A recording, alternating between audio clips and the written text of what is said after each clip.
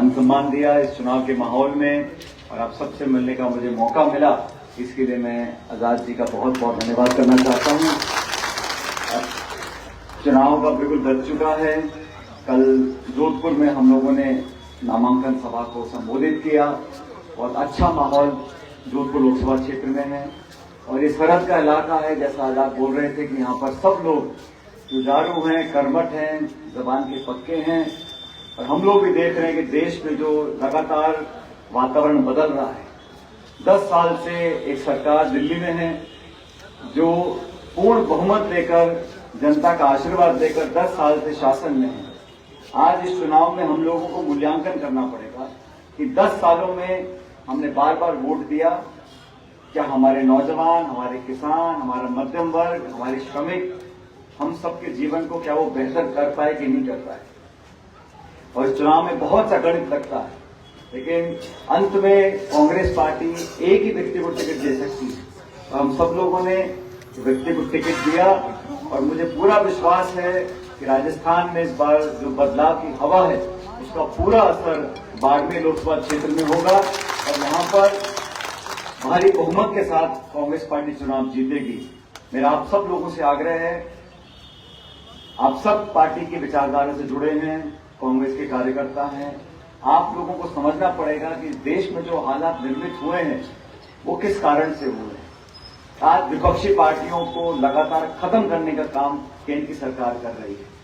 कांग्रेस प्रमुख विपक्षी पार्टी है, हमारे खातों को सीज कर दिया, हमें चुनाव लड़ने से बाधित किया जा रहा है और इस प्रकार का जो रवैया है केंद्र सरकार का वो लोकतंत्र के हित में नहीं है। आप चुनाव लड़ो विचारधारा के आधार पर, योजना के आधार पर, अपनी प्रोग्राम और पॉलिसी के आधार पर, अपनी रिपोर्ट कार्ड के आधार पर, सबका स्वागत है। लेकिन चुनाव लड़ने से पहले जिस प्रकार का अहंकार और घमंड भारतीय जनता पार्टी के अंदर है, आप कल्पना नहीं कर सकते कि किस हद तक ये सब लोग जा रहे हैं। तो इस देश में लोकतांत्रिक मूल्यों को सुरक्षित करने के लिए, इस देश में 75 साल से जो संवैधानिक संस्थाओं को हम सब लोगों ने पोषित कर का विराट बनाया है, उन संस्थाओं को लगातार खोखला करने की जो कोशिश की जा रही है, उसके विरोध में चुनाव है। हम सब सारे विपक्ष के दल इकट्ठे हुए हैं इस बात को लेकर कि ये मजहब की राजनीति, मंदिर मस्जिद की राजनीति, इस पर काम नहीं चलेगा। आप एमएसपी पे हमारी पार्टी ने घोषणा करी है, न्यूनतम समर्थन मूल्य किसान को। हमारी सरकार बनने के बाद हम एमएसपी पर कानून बनाएंगे। हम महिलाओं को 50% नौकरियों में आरक्षण देंगे। हर महिला के घर में 1 लाख रुपए की आमदनी साल की देंगे। हम तो रोजगार, निवेश, नौजवान, नौकरी, शिक्षा, चिकित्सा, किसान, इस पर चर्चा करना चाहते हैं और इस पर भाजपा चर्चा करने को तैयार नहीं है। भाजपा के उम्मीदवार बोलते हैं हमको देखो ही मत, आपको फूल को देखो और दिल्ली को देखो। अरे भाई, अब आपको सांसद बनाया है तो आप ही की रिपोर्ट कार्ड मांगेंगे, आपने कितना काम किया, कितना नहीं किया। तो ये जो राजनीति हो रही है 10 साल से, इसके विरोध में कांग्रेस पार्टी और तमाम हमारे सहयोगी दल इकट्ठा होकर आए हैं और ये लोकसभा क्षेत्र बहुत बड़ा है। बहुत सारे हमारे अनुभवी पुराने नेता मौजूद हैं, आप सब यहाँ मौजूद हो। ये लोकसभा क्षेत्र बहुत लंबा चौड़ा है, इसमें उम्मीदवार हर जगह नहीं जा सकता।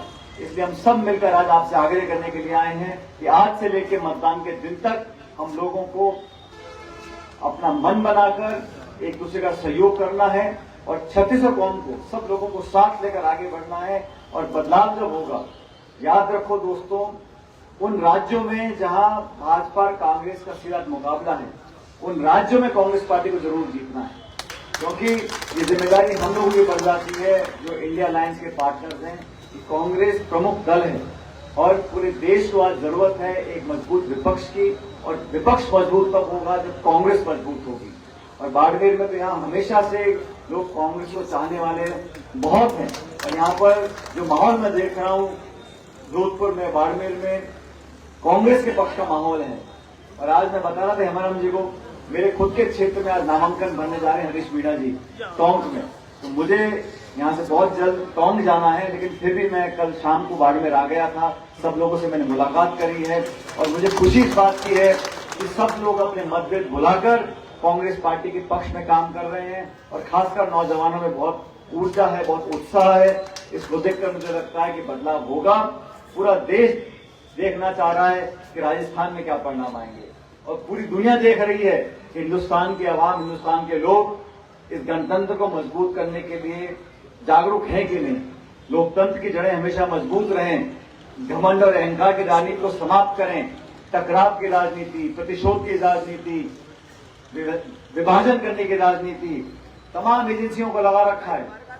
इनकम टैक्स को, सीबीआई को, ईडी को, जो कांग्रेस का व्यक्ति मिले, जो विपक्ष का व्यक्ति मिले, उसको दबोच लो, उसकी आवाज को खत्म कर दो।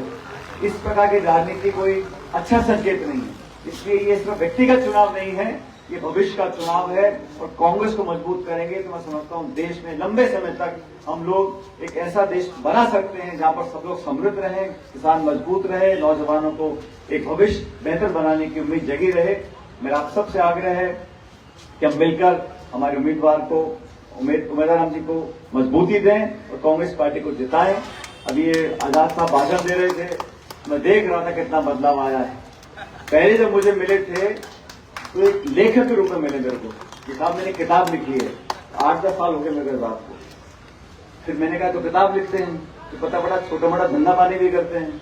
फिर समाज सेवा में चल गए, फिर राजनीति कर रहे हैं, और आज मैं भाषण सुन रहा था, बिल्कुल मंजे हुए नेता की तरह भाषण दे रहे थे। मुझे बहुत शुभकामनाएं हैं आपको आजाद साहब, और आप इस क्षेत्र में, पूरे जिले में लोगों को सक्रिय रखो, कांग्रेस पार्टी की प्रति लोगों की जागरूकता और बढ़े, हमारी विचारधारा और व्यापक हो। और हमारे दोनों तीनों बुजुर्ग नेता बैठे हैं, हालांकि कर्नल साहब तो बुजुर्ग नहीं है, अभी भी कबड्डी कुश्ती खेलने हमेशा तैयार रहते हैं। और हेमाराम जी तो ऐसे हैं, मैंने 20 साल से वैसे ही है, बिल्कुल बाल पके हुए हैं लेकिन चेहरे पे मुस्कान रहती है। और सच में हेमाराम जी ऐसे व्यक्ति हैं, पिछले कई सालों से, 1 दशक से ज्यादा हो गया, मुझे इनका जो सानिध्य प्राप्त हुआ है राजनीति में, व्यक्तिगत जीवन में। हम दोनों की उम्र काफी ऊपर नीचे है, लेकिन हमारी सोच, हमारा काम करने का तरीका, और कभी कभी हम लोगों की जिद, ये बहुत जिद्दी है हेमाराम जी, मैं भी बहुत जिद्दी हूँ। तो हम दोनों जिद्दी लोग जो है, ये मैं तो वहां से पूरब से और ये यहाँ मारवाड़ से हेमाराम जी, हम दोनों मिलकर पार्टी का झंडा उठाए हुए हैं। इसलिए आपसे आग्रह है कि आप हम सब के आग्रह को मानो, कांग्रेस पार्टी को जिताओ और भारी बहुमत हमारे उम्मीदवार जीत कर जाए। ये आपसे अनुरोध करने आया हूँ। आपने एक बार सुने, मेरा स्वागत सम्मान किया, उसके लिए बहुत बहुत धन्यवाद। जय हिंद, राम राम साहब। सच दिखाते हैं और सच को देखने के लिए हमारे चैनल को लाइक करें, सब्सक्राइब करें और बेल आइकन दबाना बिल्कुल ना भूलें।